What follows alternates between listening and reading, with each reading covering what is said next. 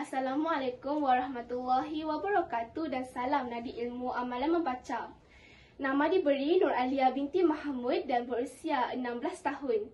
Saya merupakan anak didik di SMK Toh Puan Datuk Petinggi Hajah Normah Darul Sarawak. Kod sekolah saya ialah YEE 6402. Novel yang bertajuk Journal of Terror Kembar ini merupakan karya menarik hasil tulisan Sweta Kartika. Novel ini telah diterbitkan pada tahun 2019 dan penerbitnya ialah Kadokawa Gempak Star Sendirian Berhad. Novel ini mengandungi 321 muka surat serta menggabungkan elemen seram dan fantasi yang mampu menarik minat pembaca terutama dalam kalangan remaja.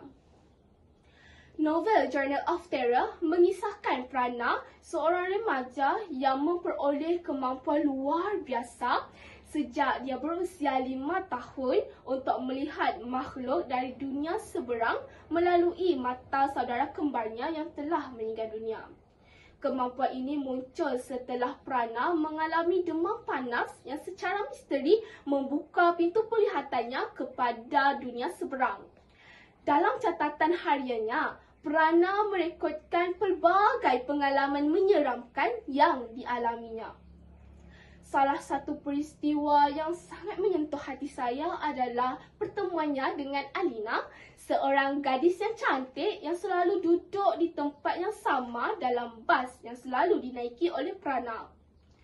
Prana mulai jatuh cinta kepadanya, namun dia menyedari bahawa Alina sebenarnya adalah roh yang tidak menyedari dirinya telah meninggal dunia sejak 17 tahun yang lalu. Sepanjang perjalanan Prana, dia sering menemani ayahnya melakukan survei ke rumah-rumah lama yang seringkali dihuni oleh roh-roh yang belum tenang. Tanpa disengaja, Prana telah membantu roh-roh tersebut menyelesaikan urusan yang membuat mereka terperangkap di dunia fana. Novel ini bukan sekadar memberi kisah seram, tetapi juga menggambarkan perjalanan emosi seorang remaja yang berusaha memahami dan menerima kemampuannya serta bagaimana dia mempengaruhi hubungannya dengan dunia di sekeliling. Pengajaran yang terdapat dari novel ini ialah kita hendaklah menerima diri seadanya. Contohnya, walaupun Prana takut pada mulanya tetapi dia belajar untuk menerima keistimewaannya. Selain itu, kita mestilah menggunakan kelebihan diri untuk kebaikan. Contoh peristiwa, Prana menggunakan kemampuannya melihat roh untuk membantu mereka menyelesaikan urusan yang belum selesai di dunia.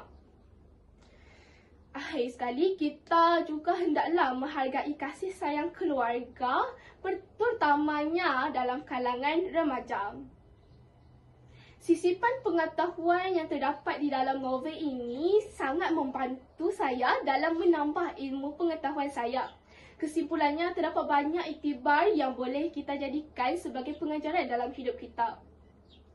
Kalau ada sumur di ladang, bolehlah kita menumpang mandi. Kalau ada umur yang panjang, bolehlah kita berjumpa lagi. Sampai di sini dahulu bicara, ada masa kita bersua semula. Assalamualaikum warahmatullahi wabarakatuh.